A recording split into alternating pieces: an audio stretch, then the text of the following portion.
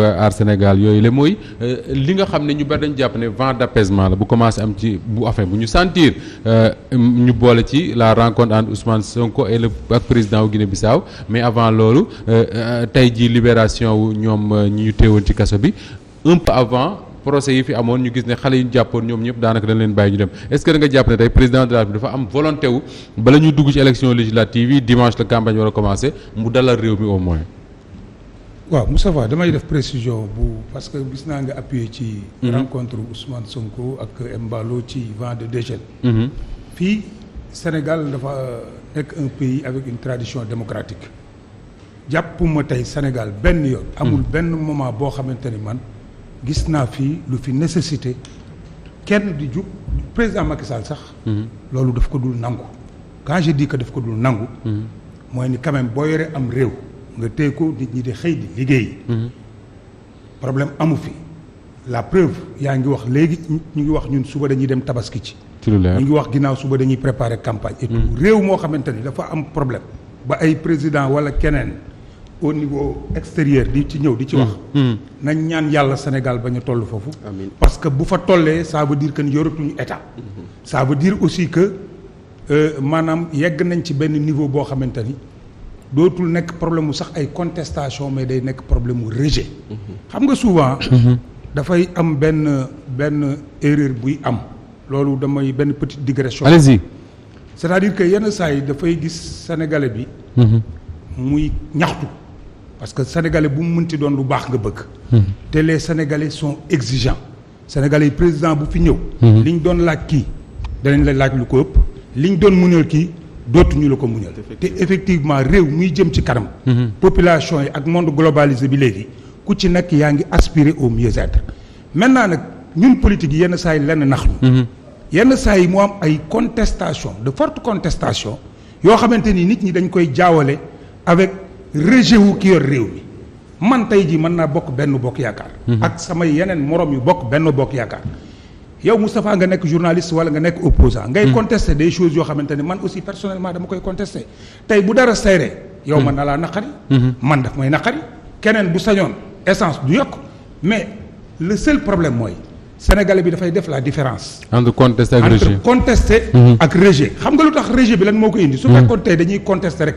gisuñu dara luy jëm ci kanam ñuy contester gis ni yow président bi lii ñuy yokk benn réew am dans le monde yokkul ba pare gisuñu benn jéego yuy am ci réew mi bu boobaa mais fii boo fi gisee même buñ naan la élection yi benn grande ville bi wala deux grandes villes yi dañ koo ñàkk kuy analyser laa wax de soo xoolee di nga xam ni ça c'est pas un vote de rejet man nga cee jàpp nag pourquoi Dakar di jafe toujours parce que les grandes villes souvent fa la contestation yi di ëppee alors pour revenir ci li ngay wax pour dama doon def benn digression rek pour wax ni am na solo contestation yi am fii dafa nécessité wul benn yoon yeggul ci benn moment tey ñaan bu mu ko yàlla ñu yegg ci que tey extérieur élément extérieur wala ay CEDEAO wala dara ñëw di dox suñu diggante nañ sant yàlla loolu beneen bi ci des aussi foofu naqar laa fay am mooy Moustapha am na benn moment bu mujj bi nii dinaa lay seetaan souvent et puis ma ci profiter aussi de le féliciter parce que yow bokk nga ci ñoo xamante ni yàgg naa leen suivre tey jàpp naa ni acteur bu ci démocratie acteur majeur nga ci li may wax je vous le dis pas comme ça mais lu ma gëm la te xam naa ni aussi ligne boo mën a nekk nit ki mën na la contre nit ki mën na d'accord ak yow mais yow li nga gëm loolu ngay wax ma lay suivre mais am na benn moment boo xamante ni de tension nit ñi dañuy yaakaar ni par rapport ak homme politique yi boo leen déggee ñuy wax da ngay gëm ni yow ñii seen aqulay taalaa la ñuy wax da ngay gëm ni aussi li ñuy wax dëgg la ñu am ay nit ñoo xamante ni ñu ngi leen di déglu et souvent mu nekk des jeunes yoo xamante ni aussi yow mën nga leen embarquer parce que tey jii nii lu yëngal Ndakaaru ba benn koñ wala ñaari koñ ñetti koñ ay yëngatu am fa ñu toj fay oto benn nit ñaari nit ñetti nit dee ci dafa yomb loolu dafa facile maanaam tey jii ni Grand Yoff gii bu yëngatoo Mermoz yëngatu Ouest Foire yëngatu ci ñetti yëngatu yooyu ay yàqu-yàqu mën na ci am dee mën na ci am parce que dee li koy indi lu ndaw a ndaw lay doon mais pourquoi man la tristesse laa ci am mooy les hommes politiques yi nga xamante ni ñoom ñooy suuxat loolu di ko wax parce que am na ñu koy suuxat non dañ ko suuxat tey contestation yi fi amoon lan la gars yi doon wax. waaye ñëw ci deuxième point bi de. lan la gars yi doon c'est pas le deuxième point. oui mais man lañ dem allez-y. parce que y a pas de souci. dégel la wax. oui lan la gars yi doon contesté ba tey jii ngay wax dégel. mooy li indi woon lépp ba ñu naan dégel mooy affaire élection. oui liste yi. kii ni la man du élection du fi am parce que man awma liste. sénégalais yi ñi bokk ci ñoom sax à un moment donné gëm nañ ni ñoom amuñu liste te boobu am nañ liste mais ci kaw manipulation ak ci kaw communication. dañuy gëmloo nit ñi que ni amuñu liste. alors loolu beneen waa ji toog fële gëm Sonko gëm Barthélémy Dias ni non et élection sans Sonko sans Barthélémy Dias ñun duñu am liste donc ñee rek ñoom ñooy dem élection ñun duñu dem élection loolu du fi am mu daal di yëngatu am ay moor. moor yooyu tey ñun ñi ngi waajal tabaski mais ñoom tabaskiwuñu seen i njaboot tabaskiwuñu ñun suñuy njaboot en tant que politique dama ci boole suma bopp. ñi ngi tabaski mais fan la mujjee fi mujjee mooy li nga wax ñu xëy suba jël micro yi woo ñëpp ni leen dañuy dem élection parce que am nañ liste parce que le discours c'était ça dañuy dem élection am nañ liste Macky Sall li mu bëggoon mooy élection bañ a am renvoi bañ a am mais kuy lire objectivement xam nga ni depuis le début on n'a jamais été dans une dynamique de report. Là au moins cette cohérence-là nous l'avons eue et nous l'avons tenue jusqu'à la fin. Alors je disais que ni dégel bii ñuy wax dafa am. man lu tax ma koy rafetlu.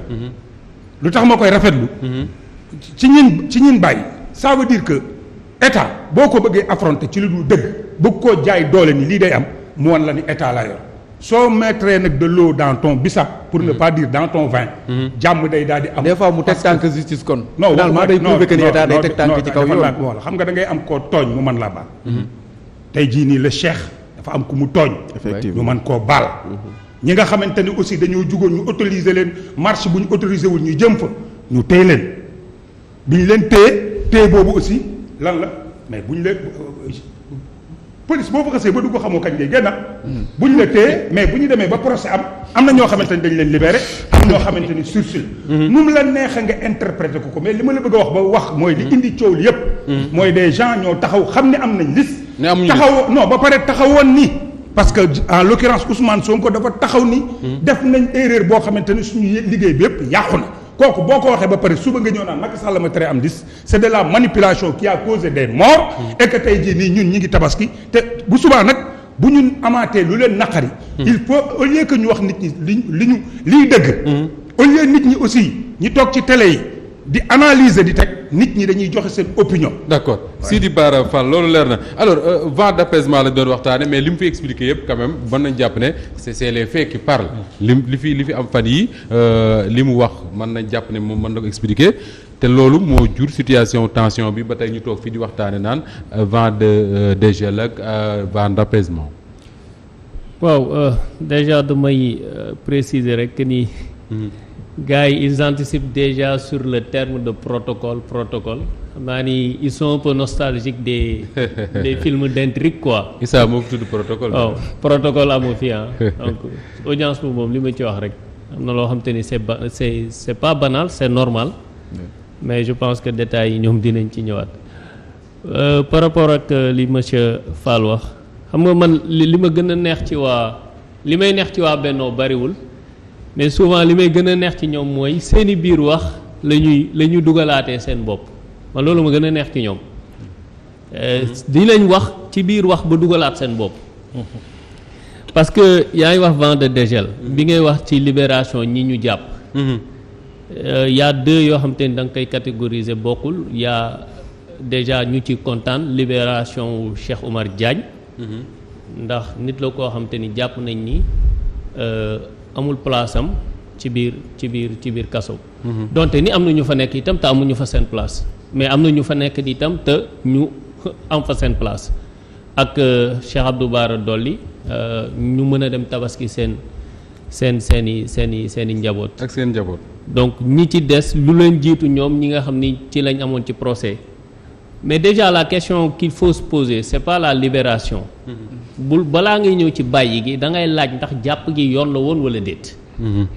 parce que su fekkee ni dañ ne da nga jàpp Déthié Fall nga ne noo autorisé woo marche da ngay jàpp Déthié Fall parce que dafa participer ci marche boo xamante ni autorisé wuñ ko nga jàppee Déthié Fall buntu siège am Mame Diarra Fam alors que marche bi obélisque la.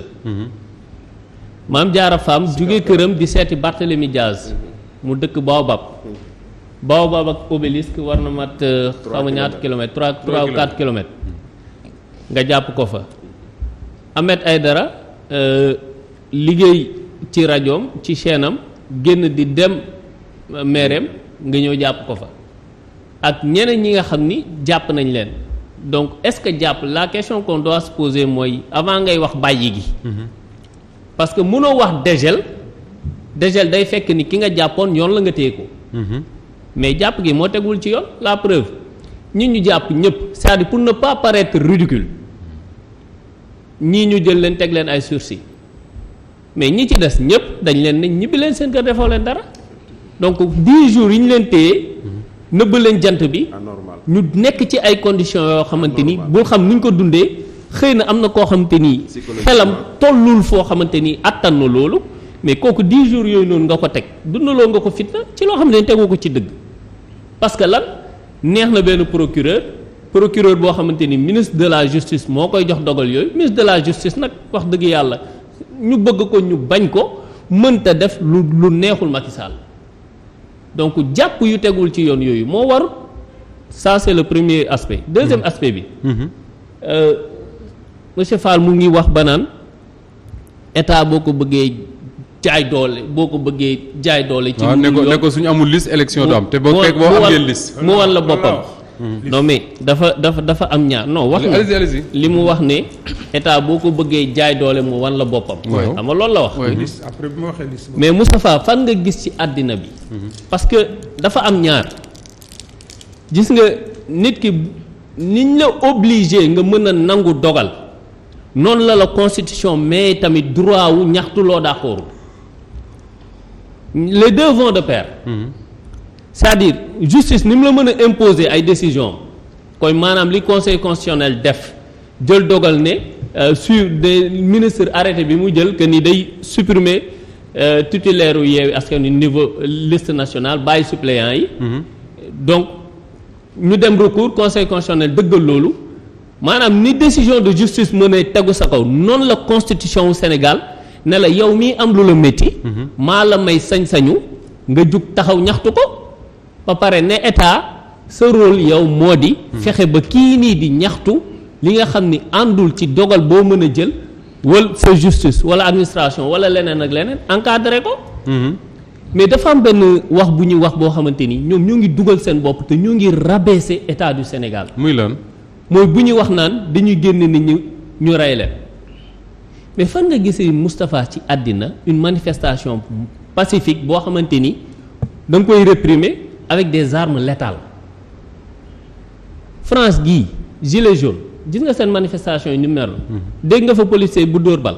Vous avez appelé à l'insurrection. France gilet jaune. lu manifestation yi tar te xam nga ni. ils ont même des blessés des policiers les gilets jaunes. te gisoo ba léegi ñu dóor fa génne bal ñu génne pistolet dóor bal rey nit. mais pourquoi Sénégal li nga xam ne ñu bàyyi li gën a yomb mooy yow autoriser une manifestation ça coûte moins cher à l'État du Sénégal parce que yow xoolal bu ñu autoriser manifestation du 8 bi ñu autorisé. xam nga fan la ñu placer dispositif. lu jege place de l'Obélisque jëm Centenaire jëm Malick Sy ak côté Colobane ak côté université zone yooyu la ñu teg dispositif de. donc moins de voitures, moins de carburant, moins d'hommes, pas de gaz lacrymogène nga interdire ko xoolal disponible ni Dakar di mel ni ñu koy quadriller avec autant de voitures oto bu nekk ñaata carburant nga ciy def ñaata nit nga nar a génne parce que ñooñu tamit ngay génne di leen teg ci jour boobu noonu am nga benn prime boo leen ñu jox par jour ñaata grenade lacrymogène nga taal te grenade lacrymogène c'est entre 56 000 ou 80 000 francs ñaata yoon lañ ci dóor ce qui veut dire que état bi dafay bàyyi li gën a yomb te constitution may ko doomu Sénégal. d'accord léegi Ousseynou am na lu mu wax également loo xam ne il faut ñu wax ci mooy yaa ngi wax ne état bi day bàyyi li gën a yomb def li gën a jafe yéen également j'ai l'impression que da ngeen a bàyyi li gën a yomb def li gën a jafe mooy waxoon dès le début que ni ñun suñu liste titulaire yi demuñu mais nag am nañu liste ay suppléants lañ ñoom ñooy dem élection comme ça coow li yëpp duñ ci àgg. non parce que foofu la ngeen mujjee. non déet ñun waxuñu amuñu liste. on n'a pas dit ça on n'a pas dit ça moom du génne fu ñu waxee ni ñun amuñu liste. mais yàgg nañoo dégg bu yeewu bokkul. mais xaaral ce qu'on a dit non da nga wax ni ñun amuñu liste ma ne la ñun mësuñu wax loolu. te doo ko génne. léegi lan ngeen wax. li ñu wax dañ ne on a écarté notre liste de titulaires fa nga xam ni les responsables fa lañ nekk bon bëgguma sax utiliser responsable parce que fii koo fi investir rek jàpp nañ ni mat na. responsable mais fi nga xam ni fa la Ousmane Sonko nekk tête de liste. ñeneen ñi topp ci ñoom moo leen intéressé woon ñu dagg ko.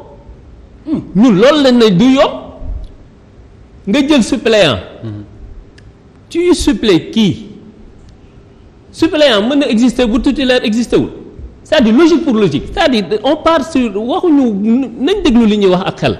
On part sur en fait sur un principe simple mënoo wax remplaçant ci football. naan diw day dugg mooy remplaçant mais buy dugg kan lay remplacer ki titulaire non. bien sûr bu titulaire amul nan lay remplaçant di amee. d'accord naa ak yow mais li ma bëgg wax mooy loolu nga wax même buñ ci d'accord ne lu logique la. waaw mais da ngeen ko bañoon au début. finalement fa ñu mujjee mooy danañ dem élection avec cette liste là. xam nga lu ko waral. waaw ñun déjà notre option première c'était de faire parce que ñoom li ñu bëggoon. mooy nous faire accepter cette décision que ñun bu ñu bronché. maanaam li Macky Sall bëgg mooy na Antoine Diome defal ko loolu daggal ko. te daggal na ko ba pare nag ne leen. bu leen ko fi waxee. ñu ne ko nag. am nga sañ-sañu yow bu la neexee moom sa administration parce que gis nañ comportement wu DGE. ci élection yi. waaye nag yow mënoo boof suñu xel ak suñu xol. def loo xamante ni jaar yoon ba pare ne doo ko fi waxee. moo tax ñu taxaw wan ko ni ki lii nga def dëggul. tegul ci yoon te dinañ ko wax ñaareel bi. ñoom. bi ñu demee ba xam ni ñun li ñu nasoon ci suñu stratégie dañ ci nas stratégie boo xamante ni mujjantal gi suñu kaw la nar a këpp Moustapha gis nga politique xel a koy def du affaire de ego et tout ça.